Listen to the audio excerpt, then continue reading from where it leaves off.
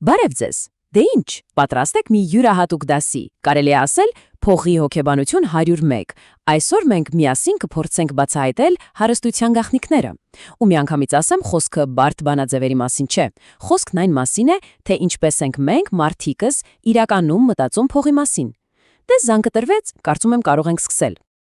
Լավ, եկեք սկսենք մի հետաքրքիր հարցից։ Մի տեսակ մտային փորձից։ Պատկերացրեք մի իրավիճակ։ Կարող է սովորական դպրոցի հավաքարարը դառնալ մուլտիմիլիոնատեր։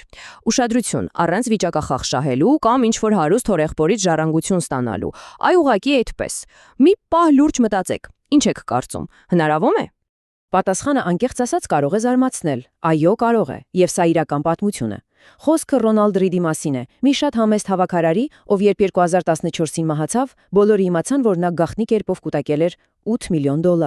Ու գիտեք որն էր նրա գերհզորությունը։ Ոչ թե ինչ-որ բարդ ֆինանսական սխեմաներ, այլ ուղղակի համբերությունը։ Տարիներ շարունակ հետևողական խնայողություն ու ներդրումներ։ Այդքան բան։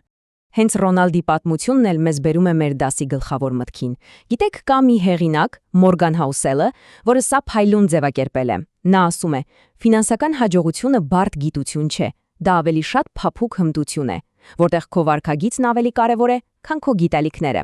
Այսինքն, ավելի կարևոր է, թե դուք ինչպես եք վարվում փողի հետ, քան այն, թե որքան խորը գիտելիքներ ունեք։ Ձեր սովորությունները հաղթում են տեսությանը»։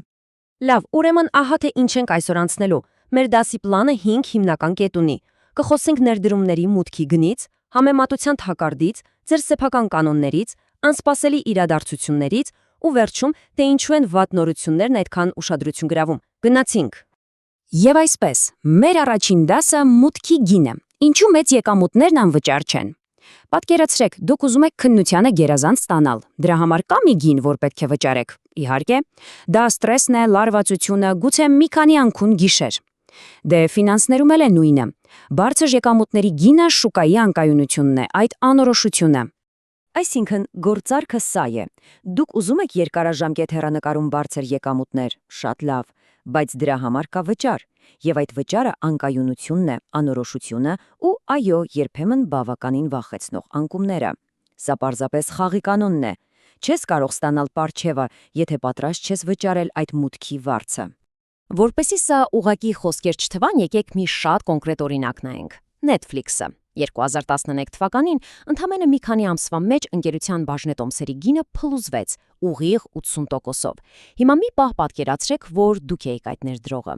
Ձեր փողը կորցրել է իր արժեքի 80%-ը։ Կդիմանայիք այդ ճնշմանը, թե խուճապահար կվաճառեիք։ Դե ահա սա հենց այն գինն էր, որը վճարեցին նրանք, ովքեր համբերեցին ու մնացին, ու հետո տեսան աննկարագրելի աճ։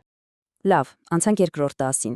Սա շատերիս է ծանոթ, համեմատության թակարդը, կամ, ինչպես ասում են, միշտ կա ավելի մեծ ձուկ։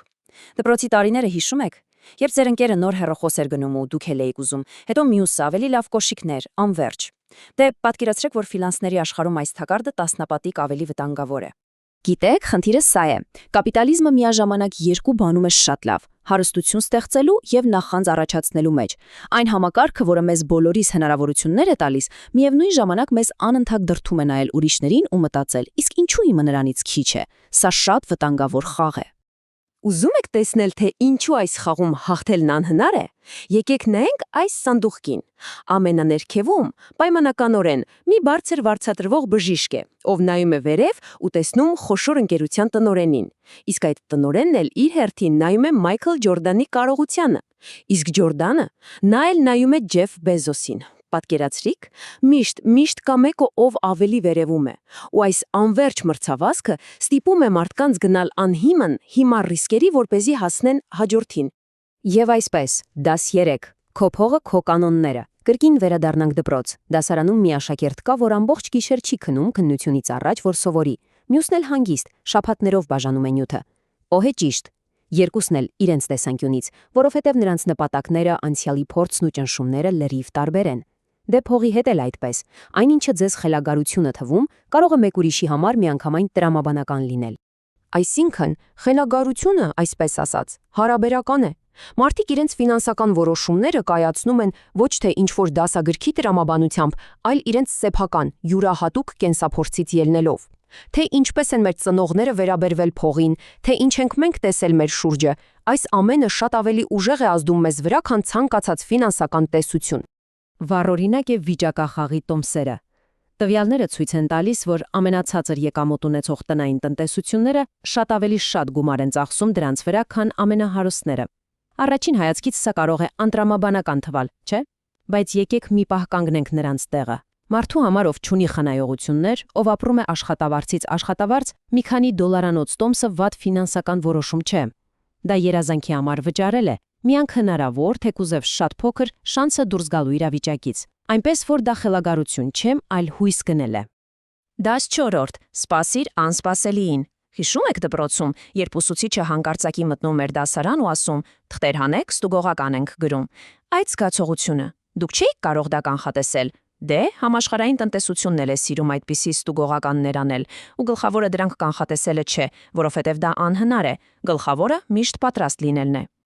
Ֆինանսական աշխարհում այս անսպասելի ամեն ինչ գլխիվայր շուռ տվող իրադարձությունների համար հատուկ տերմին կա՝ սև կարապ։ Ինչու սև կարապ։ Որովհետև դարերով մարդիկ մտածում էին, որ բոլոր կարապները սպիտակ են, մինչև Ավստրալիայում սև կարապ տեսան։ Այսինքն դա մի բան է, որը լիակատար անակնկալ է, ունի ահռելի ազդեցություն, ու ամենահետաքրքիրն այն է, որ երբ դա արդեն տեղի է ունենում, բոլորս հետ ենք նայում ու ասում. «Հա, դե իհարկե, սա պարզ էր, որ կլիներ»։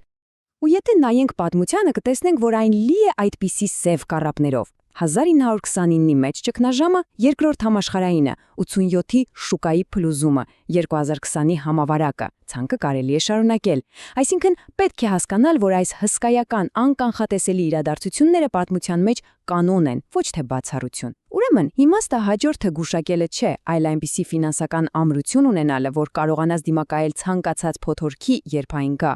Իսկ գիտեք, թե որքան թանկ կարող է արժանալ խուճապը այդպիսի պահերին։ Ահա մի շատ պարզ հաշվարկ։ Ենթադրենք դուք ներդրում եք անում S&P 500-ում, որն ըստ էության ԱՄՆ-ի 500 խոշորագույն ընկերությունների հավաքածու է։